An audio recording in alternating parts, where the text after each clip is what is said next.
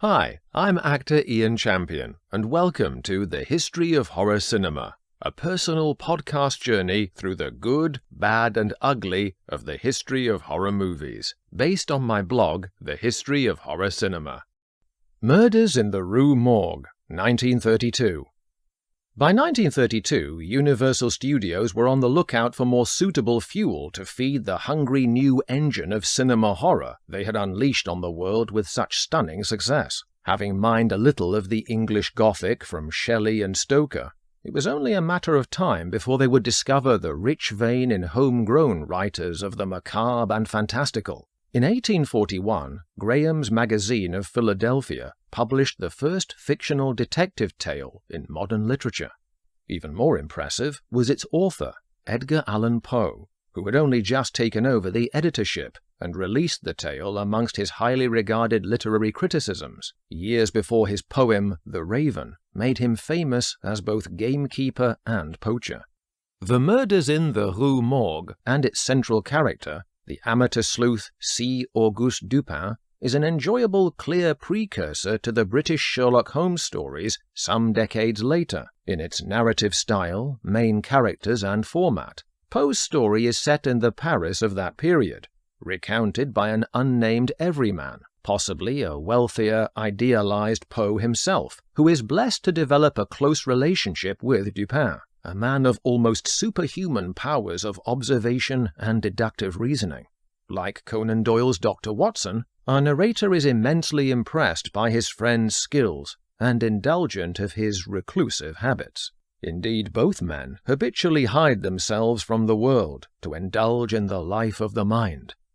Venturing out one night after demonstrating his perceptive ability to read our reporter's thoughts, Dupin's laser-like focus is taken by an intriguing case involving the bodies of two women murdered in an upper-floor room with no apparent means of escape or motive.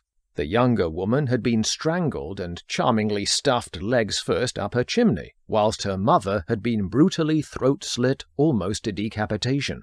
The room's contents are strewn all over, but all of their savings are left untouched, and there are clumps of coarse grey hair on the floor. The police are further baffled by the sealed windows, and the accounts of three men of varying nationalities who heard the assailant, yet cannot agree on the language spoken by him.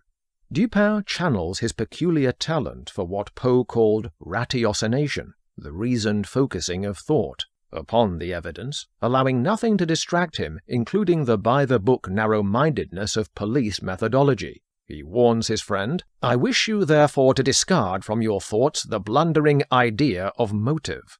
Before you can put on a deer-stalker, he's deduced that only an escaped orangutan with a straight razor can be the culprit. An ad placed in the newspaper pinpoints with frightening accuracy a Maltese sailor as the owner, and the case is closed. The Dupin character was successful enough to reappear in two more Poe sequels, The Mystery of Marie Roget, 1842, and The Purloined Letter in 1844. The same extended life was not sadly granted to the film version. Universal offered the director slot to Robert Florey to compensate him for his embarrassing dismissal in favor of James Whale before production of Frankenstein the previous year. A similar gesture invited Bela Lugosi on board to smooth over his treatment during pre-production on the same film. Aggrieved at being considered for the title role, then switched to the monster, ultimately poorly received test footage caused him to walk away, citing the mute creature as an insult to his talent. The film of Murders in the Rue Morgue bears little relation to the source material. The studio built their plot around a contrived new role for Lugosi as Dr. Miracle, a hypnotic sideshow performer reminiscent of Dr. Caligari. Instead of a somnambulist human servant, the curly-wigged, beetle-browed showman shares his act with a gorilla, Eric. The sequences with the ape are slapdash, laughably cutting between two totally different breeds of ape, close-ups of a real chimpanzee, and wide shots replacing him with Charles Gamora in a gorilla suit. Laurel and Hardy fans will recognize his amusingly humanoid appearance from their classics Swiss Miss and The Chimp, though here the combined effect with The Chimp is a missing link of credibility. Gomorrah was known by the Republic serial-esque nickname King of the Gorilla Men, for cornering the market in such monkey business. Dupin, Leon Ames, is now a slightly more sociable scientist, with a fiancée, Camille, played by Sidney Fox, and the story's narrator, Paul, Bert Roach, affords lily-livered, gentle comic relief. When the friends take in the Doctor's show, Miracle takes a sinister shine to Camille, owing to his secret experiments in blood transfusion to supply Eric with a mate. After Eric swipes Camille's bonnet, he attempts to throttle Dupin for trying to retrieve it. Dupin is wise enough not to allow Camille's address to be given to the over-insistent entertainer under the circumstances. No matter, thinks Miracle, and dispatches his bearded servant Janos, the Black One, an unnecessary label if ever there was one for the Afro-American Noble Johnson, to locate her. One remarkable scene of sadism drenched in religious imagery follows, in which Miracle has a prostitute lashed crucifixion-style to beams in his laboratory, while he injects her blood with that of Eric.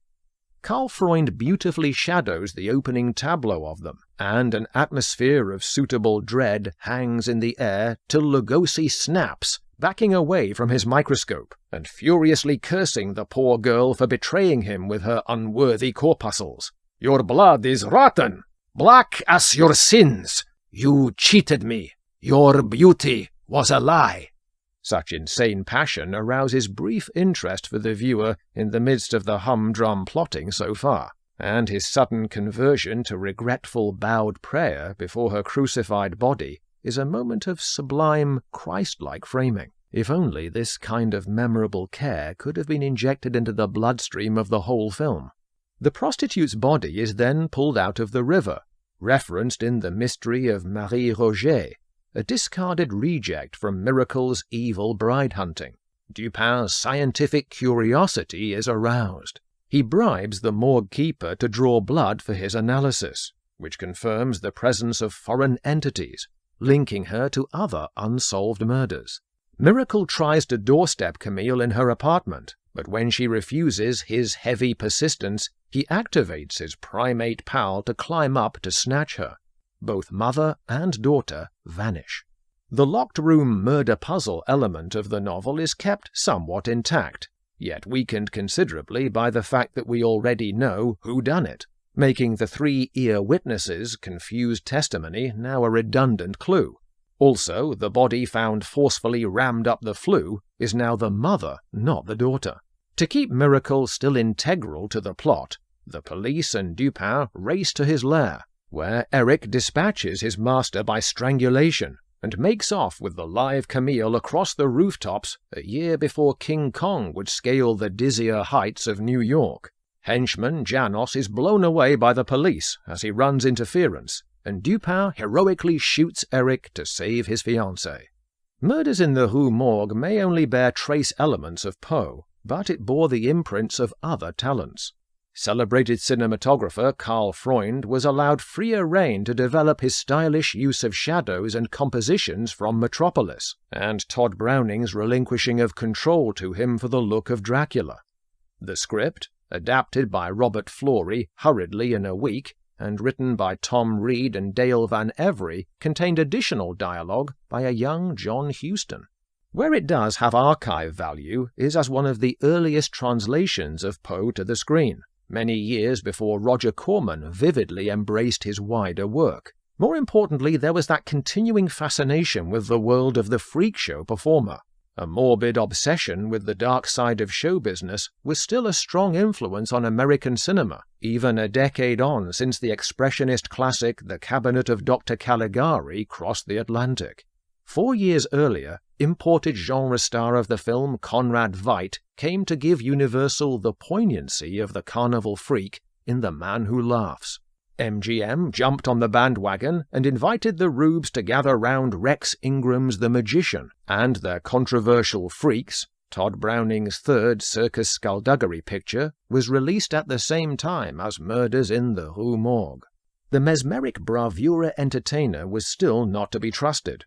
Yet was anyone truly heeding the warning? Germany in 1933 elected one of them to become Chancellor, an uprising of Svengali evil that critics such as Siegfried Kracauer saw predicted in the country's most sensational horror films years before, The Golem, Nosferatu, and Caligari. Adolf Hitler would hypnotize millions to do his bidding, a salesman whose brand of snake oil would carry a pandemic venom to poison the world.